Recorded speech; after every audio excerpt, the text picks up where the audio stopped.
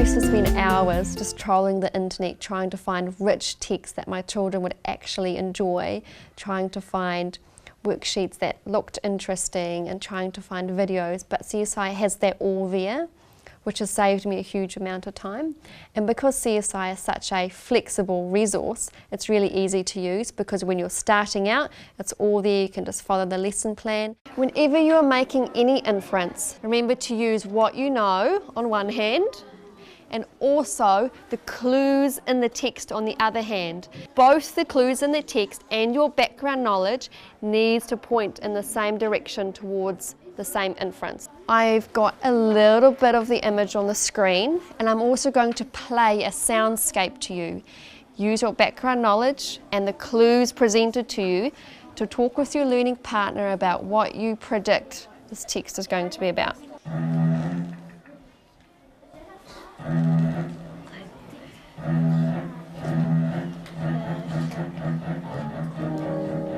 Yeah, because I've always got that thing with music. With CSI, the main benefits that I have seen is an immediate increase in engagement, and there's a huge link between engagement and student achievement. I know that like the soundscape, like dun sounds like it sounds a bit like something bad, like an action sound.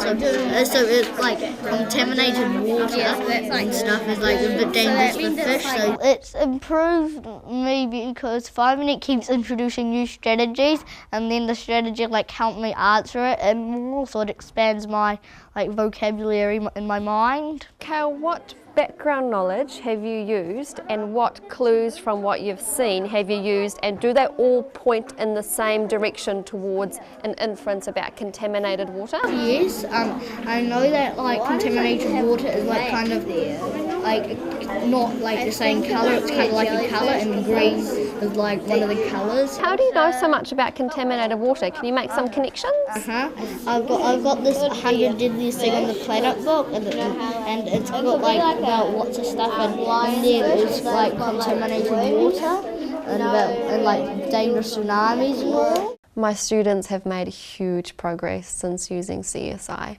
And what I really love is that all my kids have progressed.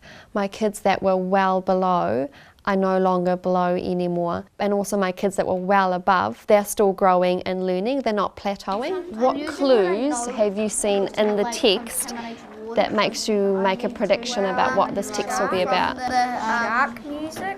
Yeah, because it's like dun, dun. Where have you heard that music before? It's always like a shark on cartoons and things. Okay. I'm going to show you the video to give you some more clues now. And you might change your inference, you might change your prediction. I really love the digital component of CSI because it just brings the strategies into the real world.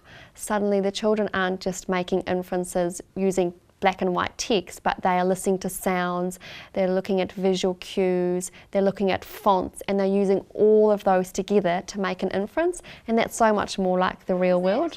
And it increased engagement. The kids love it. They love being able to click on the words and see it pop up. They love being able to watch the video. I'll share with you the predictions, the inferences that I first made. I'm just going to show you the first sentence. Is there anything that's breaking down understanding for you at the moment? So you're not quite sure what shark infested means? I read something about infested. It means like there's lots of things.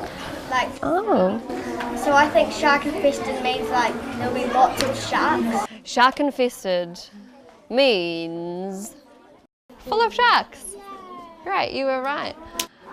I'm going to model to you, I'm going to show you some of the inferences that I've made by reading this text. These people must feel safe. I know that sharks are not very predictable animals. I think that they are quite dangerous. I know you can't tame sharks. That's my background knowledge on one hand. And then I'm looking at the text and I'm seeing things like 12-year-old, family.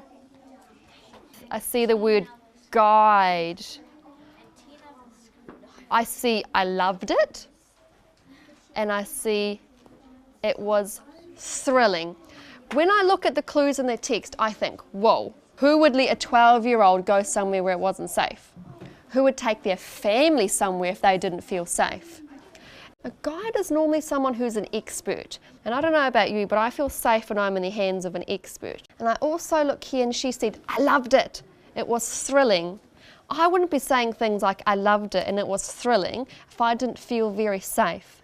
So I've used my background knowledge and the clues in the text to make that inference. With your learning partners, I wonder if you can make some inferences about Lisa, the type of person that she is. There's such a natural link between reading and writing that quite often the kids actually make the link themselves. The children are exposed to great writing. They learn so much because quite often we're using the comprehension strategies to question the author's intent. So what language features has the author used, how have they started their text to grab our attention, and that just naturally flows through into writing. The clues in the text is like kind of leads to my background knowledge.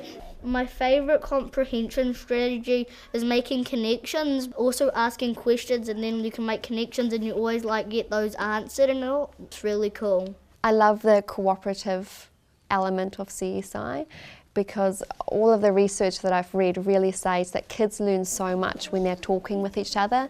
They learn from other children's examples, they get to share their thinking, and that really consolidates their learning. I've seen a huge progress in my children just by the fact that there's lots of space for them to talk about the strategies and what they're thinking. The text that we're looking at today is really exciting. It's called Shark Food. There are lots of benefits for Māori students in using CSI. They love to work cooperatively and the CSI allows them to do that. They don't have to work by themselves at their desks. They can be working with a buddy on the floor, looking at the video and then using the iPad. And that group work has really, engaged my Māori students and given them a vehicle for learning as Māori. My favourite strategy is asking questions. How does the ocean do sharks live? That's a really good question. We might be able to find that from the text. If we don't, some questions can't be answered from the text and we actually need to go and do some further research. Each CSI session, the children do a whole lot of writing. They write when they're filling out the graphic organiser, when they're doing reflection. My children write about their CSI books and strategies on their blogs. So there's actually a huge writing component in the CSI.